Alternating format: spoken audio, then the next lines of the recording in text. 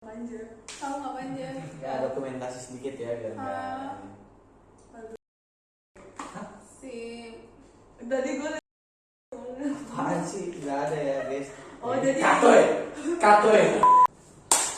Oke, jadi selamat pagi semua bagi orang yang menonton rekaman ini. Ya, kami dari kelompok ideologi akan sedikit berbincang-bincang dan berdiskusi tentang seputar ideologi ya. Jadi mungkin kita mulai dari ideologi bangsa Indonesia dulu ya. Menurut kalian udah tahu semua kan apa itu? Pancasila. Pancasila. Oke. Kalau dari negeri-negeri atau negara-negara luar apa nih? Kalau di barat sih biasanya liberalis ya. Liberalis, terus apa lagi? Sosialis. Kalau liberalisme itu mungkin menganut kayak kebebasan gitu ya. Identik sama kebebasan individualis. Kebebasan individualis. Tapi kita melihat dari sudut pandang sosialnya kan di sini kan. Kalau apalagi tadi ada jenis-jenisnya. Liberal terus sosialis ya. Sosialis itu kayak gimana tuh? Coba aku kayak kurang. Mereka lebih nitik beratin ke kondisi. Kalau liberalis kan ini kan kebebasan. Kalau sosialis tuh lebih ke sosial, dimana orang lain tuh gimana sih cara ngomongnya? Sosialis tuh kayak komunis gitu loh. Apa sih?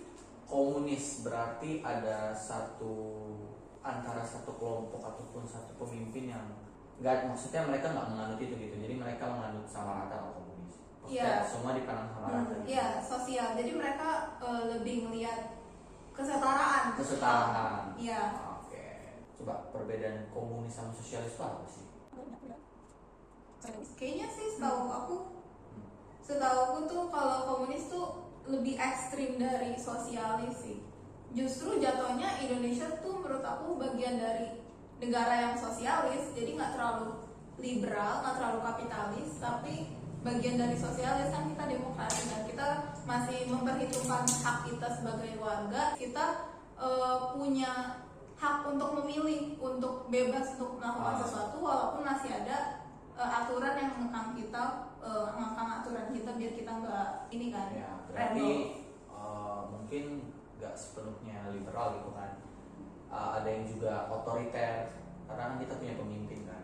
Jadi mungkin Indonesia bisa dibilang 50-50, tapi ya Indonesia masih nggak bisa kita bilang liberal juga sih, karena mereka memilih satu pemimpin kan di suatu negara. Jadi udah pasti ya itu udah ada otoriternya sama ininya juga. Apa ya nama pahamnya? Kan demokrasi itu ngikutin kemauan masyarakat, makanya itu bisa ada liberalnya dikit gitu.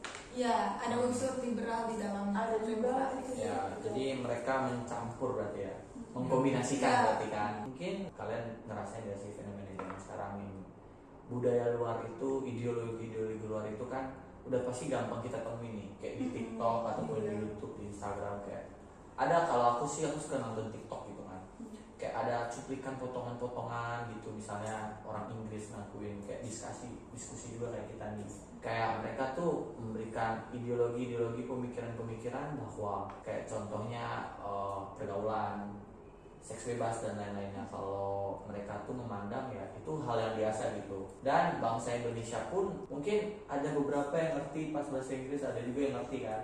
Dan yang ngerti pastinya tuh di kolom komentar mereka bilang tuh, ya kalau begini sih gue setuju aja, gue pengen pindah negara nih gitu. Jadi mereka justru malah meresponnya itu sebagai suatu hal yang mereka inginkan gitu.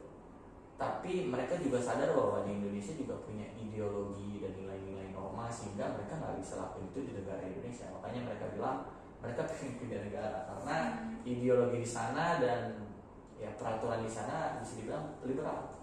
Kalau kalian mungkin menemukan case-nya gimana? Coba. Case yang mungkin lebih seringnya pacaran sama seks bebas gitu.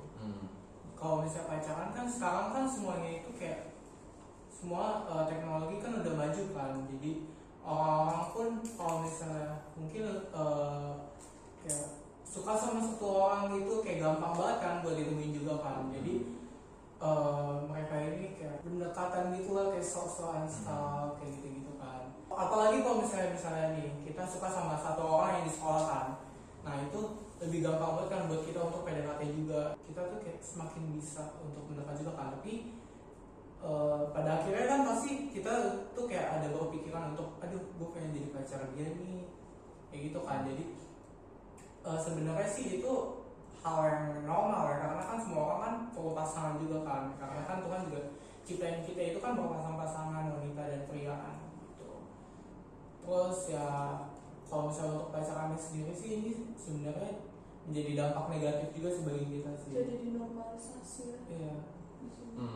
Tapi mungkin biar aku sedikit tambahin ya, kayak menurut aku juga kalau kita bawa perspektifnya ke agama, pacaran pasti nggak ada. Tapi kalau misalnya kita melihat secara general tuh mungkin pacaran di setiap negara, setiap daerah mereka memiliki nilai-nilai berbeda sendiri. Ada yang nilai pacaran tuh kayak hubungan setelah pranikah, dan ada juga yang nilai pacaran tuh kayak ya udah masa pengenalan aja, kayak kita cari-cari jodoh gitu sampai cari orang yang tepat gitu. Tapi mungkin yang salah itu cara mereka, terkadang cara mereka mengartikan pacaran itu suka melewati apa ya, batas dan peraturan-peraturan juga yang ada di negara tersebut, atau bahkan nilai sih, ya, nilai sosial nilai di sosial, masyarakat. atau bahkan agama udah pasti kan.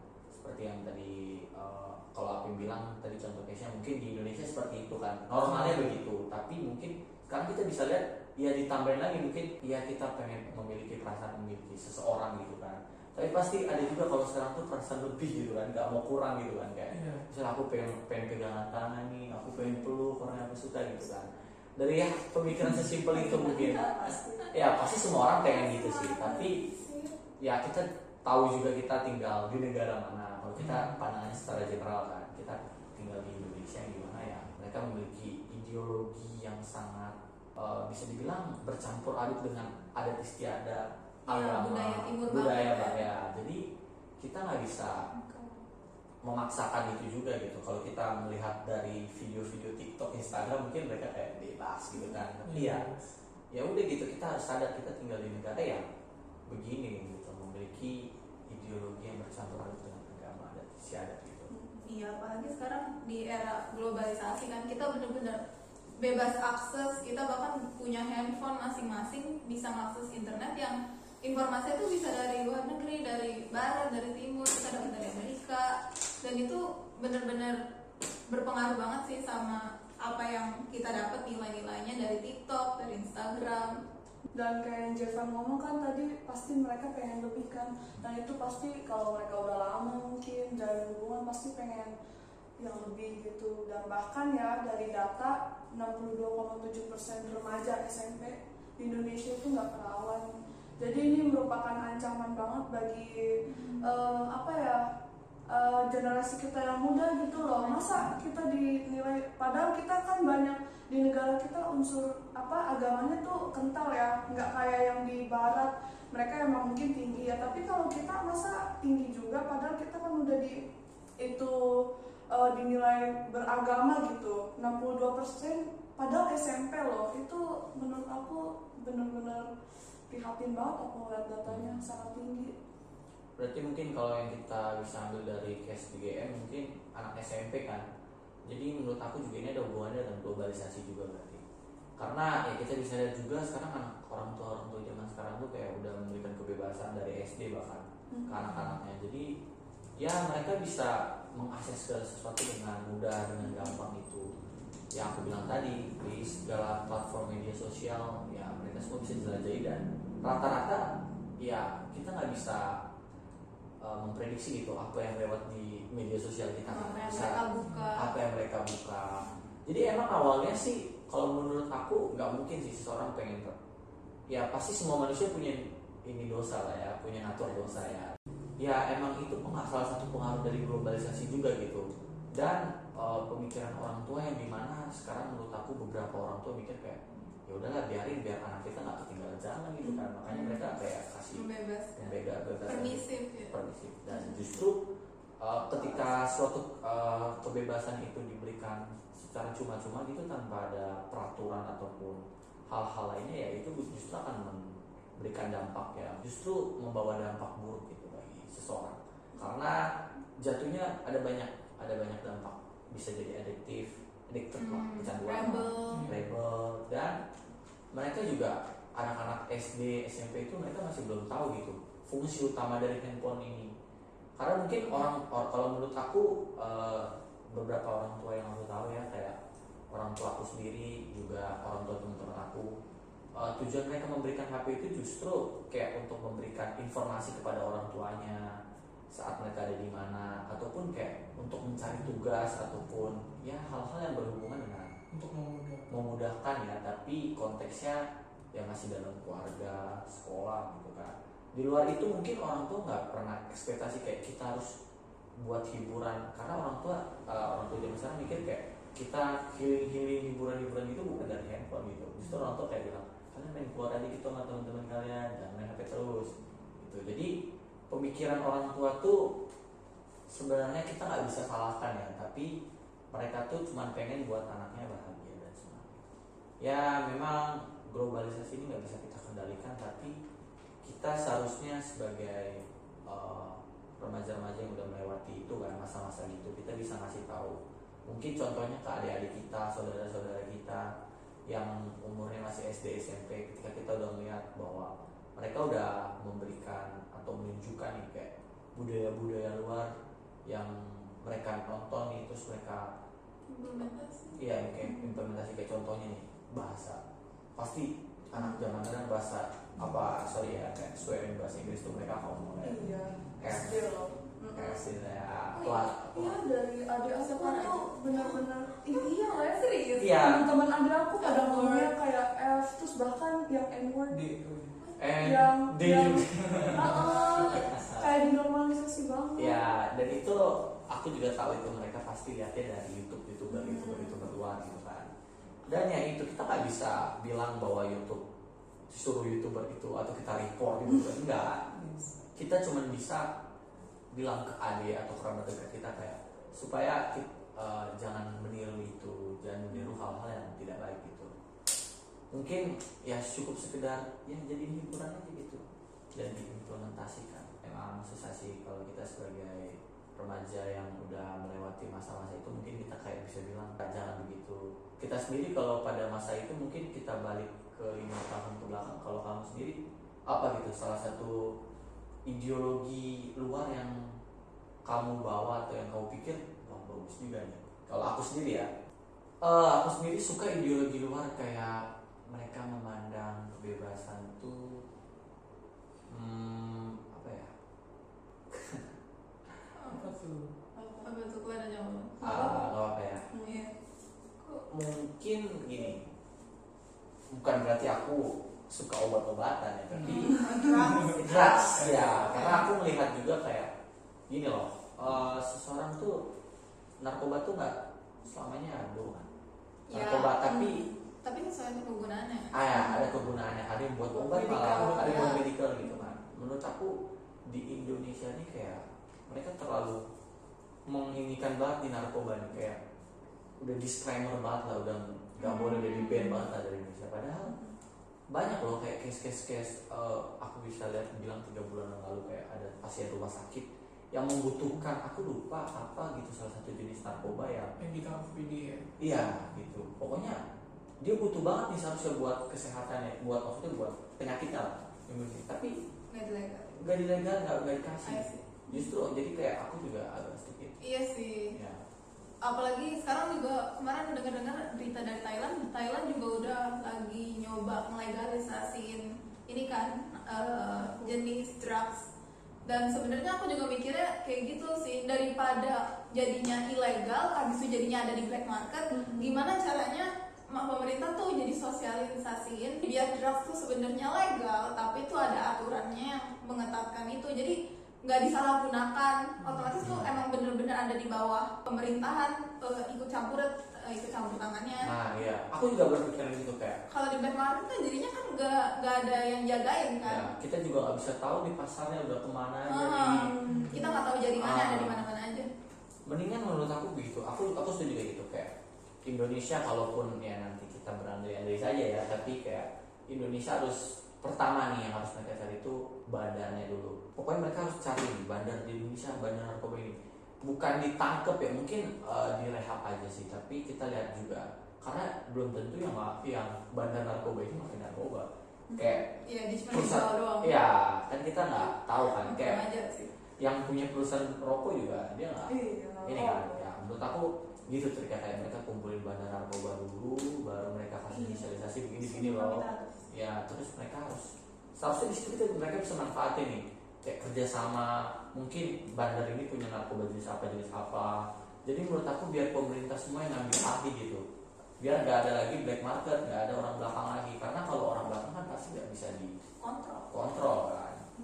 Jadi mungkin biar negara sendiri yang bangun sarananya sendiri, misalnya ini di sini ntar pas sarana atau tempat buat beli narkoba tapi untuk kesehatan. Iya.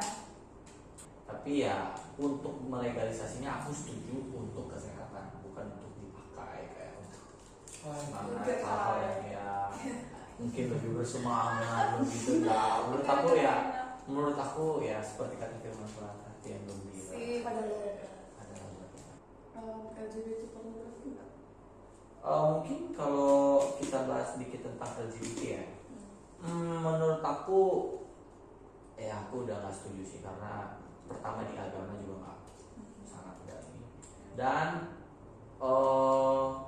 gimana ya, kayak kita pun juga risih sih, kalau aku sendiri sih, kalau nggak sih nggak, karena gini, kita kan dari kecil kan udah diberikan gambaran kedua orang tua kita, laki-laki dan perempuan. Kita pas kita bertumbuh dewasa, kita mulai melihat keanehan-keanehan yang kok nggak sesuai dengan gambaran kita dari kecil gitu. Jadi itu akan membuat kita jadi sedikit shock gitu kan. Aku juga ada ya jenis spesies begini ya di luar, spesies baru ya. Jadi aku sendiri udah nggak setuju sih sama LGBT, budaya LGBT itu dibawa ke Indonesia. Tapi ya mau gimana ya, Indonesia juga udah terpengaruh itu dari kapan tahu, udah lama mungkin. Nah, terus menurut kamu responsnya apa? Kamu kan lihat juga kan, mengakses juga kelihatan maksudnya. Nyatanya banyak kok yang Iya. suka di Malahan, TikTok aku lihat. iya di TikTok pun, terus di website. Aku kan sering nonton kayak yang di film-film gitu kan. Di situ banyak banget. Udah ada dari keluar apa namanya kayak seri-series yang kayak Di Netflix banyak gitu, loh. yang menyimpang gitu. Jadi kayak itu kan websitenya itu kan nggak terlalu haram sih sebenarnya website yang aku nonton, cuma di situ tuh udah mulai banyak yang nonton, dan itu pun pasti mereka tuh kan nyari yang baru-baru gitu kan filmnya, terpengaruh juga sebenarnya. Emang terpengaruh. Dan kalau misalnya kita tahu juga kan komik sekarang itu kayak LGBT kayak gini-gini kan udah marak banget sekarang. Kebanyakan malah di remaja loh, bukan kayak orang tua.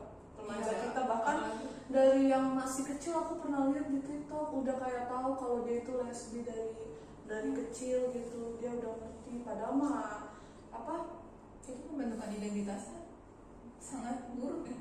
Kayak masa dari kecil udah gitu, udah dipaparkan gitu loh. Gitu sih, ngapain aja. Kamu ngapain dia? Ya dokumentasi sedikit ya biar nggak.